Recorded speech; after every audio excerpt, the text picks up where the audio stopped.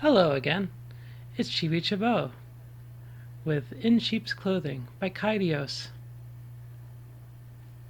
Chapter 3 Filling the Street. Maises. Excuse me. The ponies did not come. We were unable to complete our task. You waited at the castle, did you not? We did, my queen, but they never came close enough for us to detect them. I see. What did you do after? You were gone for 4 days, infiltrator. Surely your group was not lost for 3 of those days. We were not. We waited at the castle on the day they were to enter the forest. But as night fell, we saw a burst of light in the tree line. We managed to track down the source of the explosion from the smoke column. It appeared the ponies were attacked by manticore before they could arrive. What did you find there? Speak. I assume that you have more to report. The manticore was killed by the explosion. The blast removed the entire head and a significant portion of the upper body. There is a great deal of blood everywhere, though it was hard to tell how much it was from the ponies, but the manticore's remains scattered everywhere. There were no other signs the ponies were there besides a few dropped quills and parchment. Unfortunate. Is that all? No. We discovered one last detail, perhaps the most concerning. There may have been plenty of blood around the site of the attack, but the manticore's claws were stained a bluish-green color. Oh? Are you implying what I think you're implying? Yes, my queen. Changelings. But who would send changelings into the Everfree? Queen Mimic would not dare interfere with us after our last agreement. Queen Chrysalis, perhaps? No. Unlikely. She has always been quite shrewd. It would have been uncharacteristic of her to send a changeling that gets seen unless she wanted that changeling to be seen. And what would she gain from a course of action? Never mind. This was a discussion for another time. Continue. We were uncertain as to how the changelings were involved with ponies, but we believed at least one pony was injured, so we visited the nearby hospital in Ponyville. And only one of the ponies was injured to the point of requiring extended hospitalization, the unicorn named Overwatch. Our attempts to learn more, however, we were stymied by the unusually vigilant nurses, with the possibility of the nurses being infiltrators. We decided to abort the attempts, lest we raise too much suspicion. Your policies were to be especially careful when dealing with potential changelings, my queen. I understand, though I am slightly disappointed. Is that all? Yes, my queen. Do you have any orders for us? Indeed I do. The ponies are returning to Canterlot, which means we missed our best opportunity to replace them away from any possible witnesses. Getting an infiltrator close to Celestia will have to wait until we can deal with our potential pest first. Keep an eye on those 3 ponies, especially Overwatch. Bait the lure. See to what extent the other changelings have interfered. Understood, my queen. Nymph. Redheart was right. I was declared fit for discharge the very next day. I was uncertain how much influence my new hive mates had on this decision, but when my doctor started talking about the results for a test I've never taken, I figured they had done something right. Steelblade and Vice were waiting patiently for me the following morning when I finally entered the lobby, just as expected. Steelblade made sure to get the right time for me before he ran off to purchase train tickets. Vice perked up when she finally saw me, and I let out an undignified chirp when she sat upon me with a friendly foreleg over my shoulder and a noogie. The giant earth pony was going on about how little pony Overwatch is the heady fighter, makes short work of Bully Manticore, and the infinite merits of explosives, and how I could impress all the stallions with my scar. But I only caught a few snippets here and there as she dragged me around with a single foreleg. I was off balance for most of the walk to the train station, as she hugged me to her body like a plushie, but I stayed upright for the most part because it was Vice grip holding me. In the back of my mind, I was surprised she didn't bump my injury at all, with how roughly and casually she could toss me around. The front of my mind was screaming something about the sanctity of personal space. The train station was packed. The ticket Steelblade had barely managed to snag for the trip to Camelot were scheduled a mere hour after I was supposed to be discharged. But we managed to arrive half an hour early. The murmur of sleepy voices around us soon meshed together into white noise as we waited. Steelblade stood there stoically, with two sets of well-worn, battered saddlebags, apparently having scooped up mine from the Everfree as he and Weiss rushed me back to the hospital. He refused to let me take them back, stating that I shouldn't be straining myself as per my doctor's orders.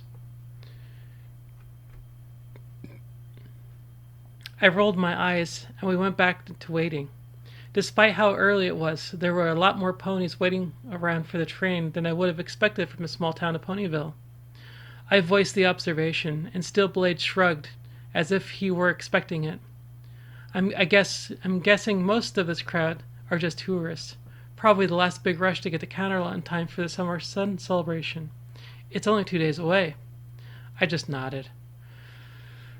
I had heard about the Pony Summer Sunville celebration, but I never really understood what all the fuss was about. It was just the longest day of summer, wasn't it? What's the point of having such a big celebration for such a mundane occurrence? Where did it even come from? The reasons were probably lost to the ages. Short of asking for an actual immortal like the Queen, I probably wasn't going to find any real answer to that question besides, because Princess Celestia. As if that summed up everything I needed to know about the holiday. I felt a little ping at the back of my mind, like a drip of a water droplet, followed by another ping like the distant crashing of the waves of the ocean. My head churned to and fro as I tried to pin down who in the crowd were my new accomplices. But even in my empathy sense, I couldn't sort out Sinister and Dexter from the rest of the crowd. I sent out my ping, a flutter of a dragonfly wings, and immediately received a pair of return pings. I ran out of time to figure out who sent them. The train pulled into the station just a few minutes late, and the mass of ponies began to move. The little niggling sense of claustrophobia looming over me quickly threatened to blossom into panic. I was actually thankful when Weiss wrapped a hoof around me again and pulled me through the crush of pony bodies onto the train car. Better to be strapped against my will to a solid rock than pulled under by the current. Steelblade had pushed up farther ahead, though he wasn't nearly as large as Weiss. His two sets of saddlebags still made maneuvering the crowd difficult. His natural flightiness as a Pegasus was likely not doing him any favors either. With a few quick apologies, stammered pardons, and accidentally stepped on hooves, we managed to secure a single seat together. Steelblade, after neatly pressing the saddlebags against the wall on the floor, took the window seat, and I was neatly deposited in the middle before Weiss took her spot next to the aisle. I was still uncomfortable being within touching distance of the other ponies, especially sandwiched between two ponies larger than I was. But my sudden bout of severe claustrophobia had abated for the moment. I sent out my own ping again, once again answered by the return pings by my two hive mates. "Ah, perfect! Looks like we're finally off to Counterlot," Dexter's voice echoed over the hive mind. "Anyways, we have just one little thing to tell you before we leave you alone." "Mer?" "Good answer. Since we're working together, we'll have to set up some sort of meeting time to share information. Any complaints about Saturday?" Steelblade was saying something. I replied with a couple of mumbled responses as the train finally lurched forward. "Mer? Excellent. We'll see you then. Oh, and don't be surprised if we pop up at your place before Hoof. We might have to establish a reason for us to be meeting so regularly. You never know who's watching from the shadows. Mer." The train car fell into silence as a couple of the other seats pulled down the shades on their windows. The dull rhythmic roar of the rolling train soon became the only sound in the car, save for a few muffled coughs. The hive link was silent. I felt my eyes drooping. Without offering much resistance, I fell asleep. "Mom," I murmured, a stupid grin on my face as I snuggled in deeper. "Don't buzz her wings like it tickles." Overwatch?" A fluffy wing prodded me in my side. "We're here." I lifted my head from where it was rested on Steelblade's shoulder, having a loud groan as it swayed back upright. I looked around the car, blinking sleepily. "Huh? What?" I said, still woozy. I stretched my forelegs up and back, my right reaching slightly higher than on my left, before plopping them back down again. I felt better than I had in ages. Besides working out the lingering stiffness, I felt revitalized, like I had plenty of energy to tackle the day with. We're here in Canterlot, Steelblade repeated. We'll be pulling into the station soon. Make sure you didn't forget anything. A change in the background buzz of the decelerating train signaled our impending arrival, and Steelblade raised the shade across our window to let the bright afternoon sun. I hissed as I rubbed at my eyes, but I adjusted fairly quickly, enough to see the bright white, gold, and purple buildings of the capital of Equestria whizzing by. Canterlot. It was at the same time a step away from home and a step closer to home, further away from my broodmother and the rest of the hive, yet somehow familiar. The train cruised into the station, slowly applying its brakes to come to a smooth stop right where it wanted to stop. With a final hiss of steam, the train announced our arrival and the doors slid open. The passenger car we sat in began bustling again as ponies slowly shuffled down the aisle and off onto the platform. Come on, we should make sure we didn't leave anything behind. Steelblade hopped off the seat now that the train was no longer in motion, picking up his saddlebags with his teeth and tossing it onto his back before doing the same with mine. He lowered his head and briefly scanned the floor of the car.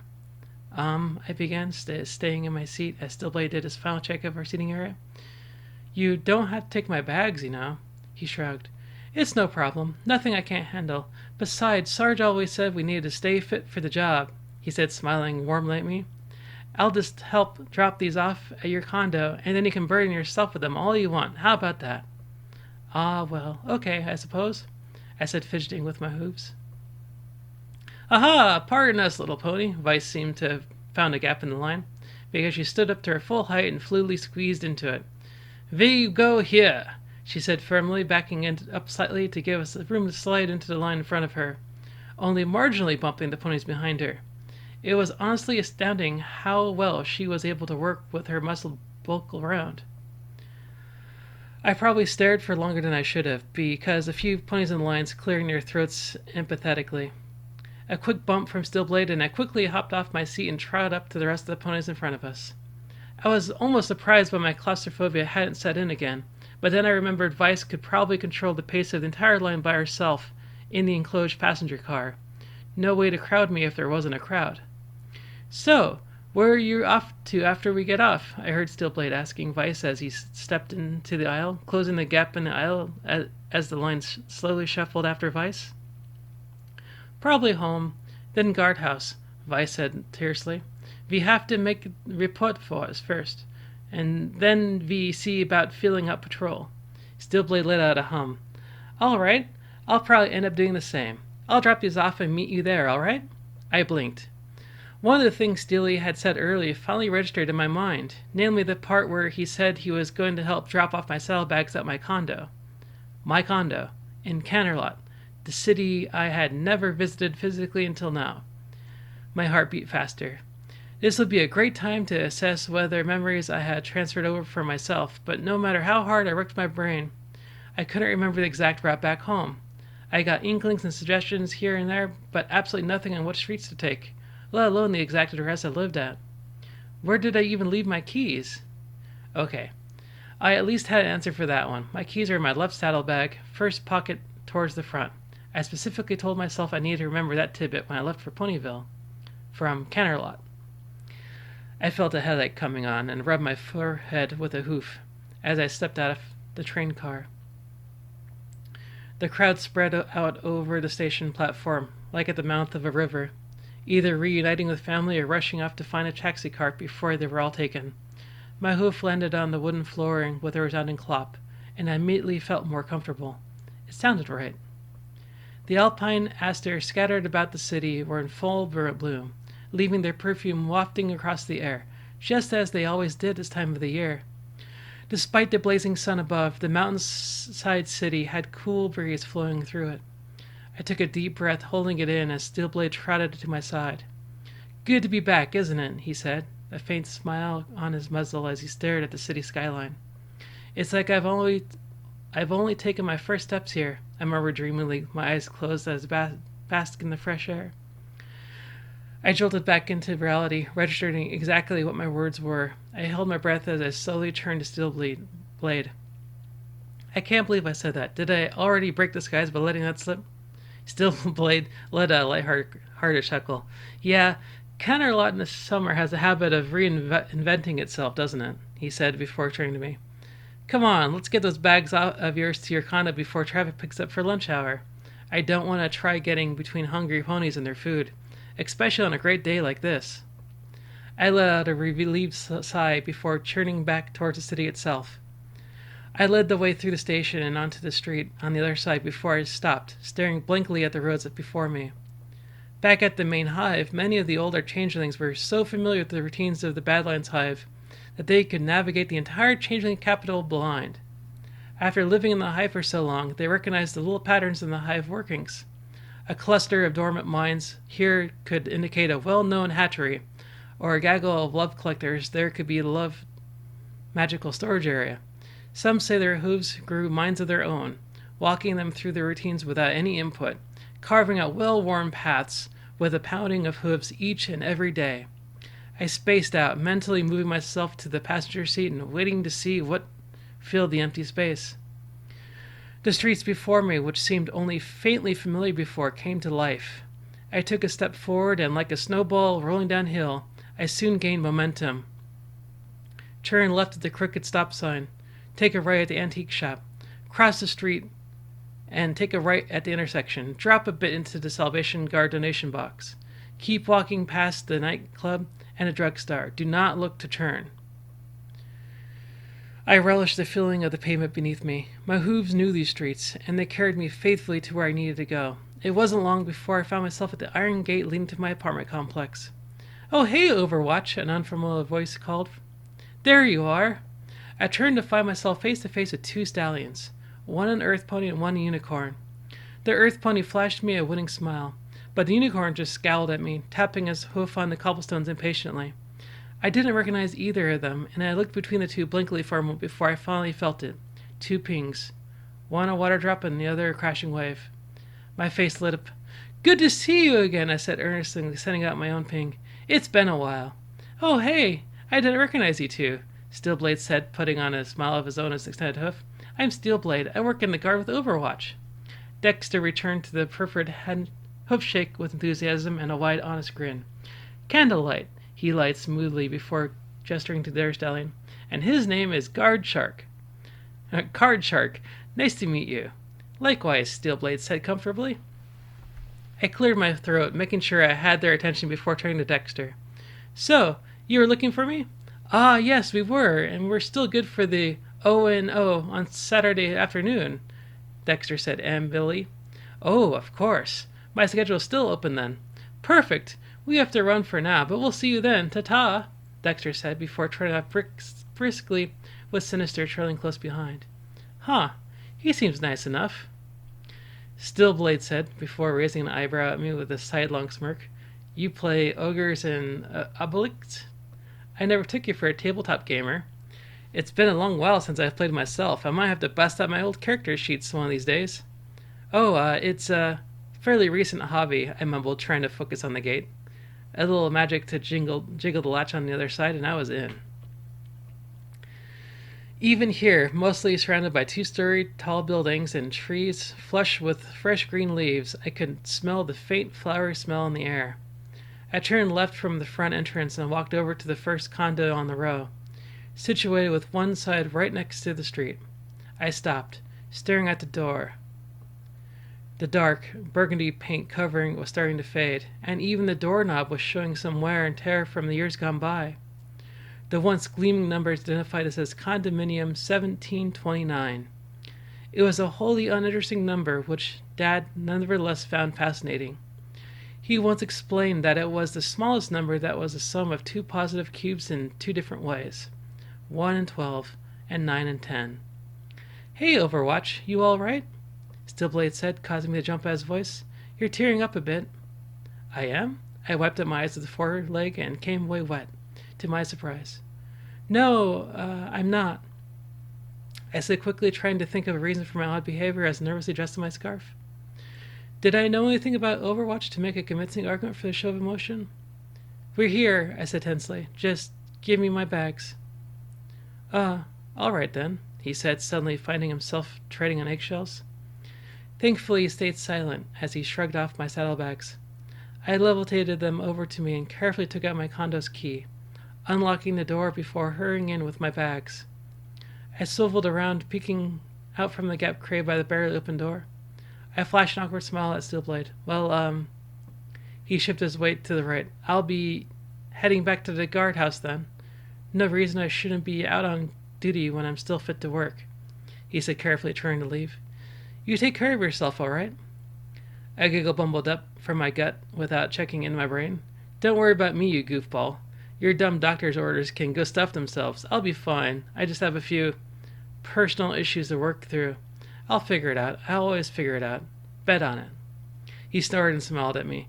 All right, I'll take you up on that bet. See you soon. I gave him a final goodbye before closing the door behind him and twisting the lock.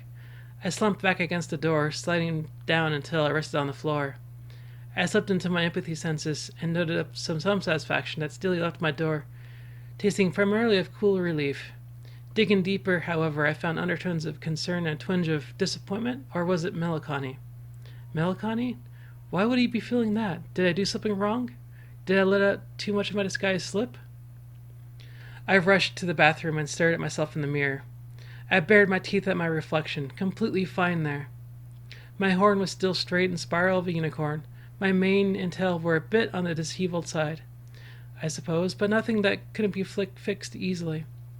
I levitated over a nearby brush and absent-mindedly dragged it through my mane as I ran my eyes over the rest of my body, finding no holes and no accidental wings. I winced as the brush caught on a tangle in my mane, and I carefully separated the knotted strands with my magic before resuming my brushing. Sinking back into my empathy sense, I could still identify which spot Steelblade was. He hadn't gotten too far yet, and I just sat there watching as he left to the front gate and turned towards his intended destination. As he left, however, I felt a change. Something in the emotional landscape shifted, and I quickly honed in on it. Like most changelings, I was both instinctively drawn to love and repulsed by hostility. Both sides of that spectrum glowed like beacons on a ling's emotional senses. But rangers who were especially hypersensitive were taught to look for two other signals on their empathy senses. One was carefully controlled emotions, made to blend in with ponies. The other was lack of emotion. Like dead spots on my radar, a pony displaying a lack of emotions tended to signal one of two things. Either the subject suffered from a mental disorder or trauma, and is therefore unable to feel strong emotions, or the subject was purposely concealing something. There were a few professions that promoted a cool indifference to facilitate proper performance, but neither of the ones we were taught about at Hive were good ones, namely that of thugs and assassins. One of those spots moved, and I realized with some horror it was shadowing Steelblade's movements. A wider scan revealed two more of these spots nearby, and my legs began to shake. Who would send a thug after Steelblade? And why were they also watching me? Why? My mind briefly wandered to the rival Hive, who had planned to ambush Steelblade and the Everfree.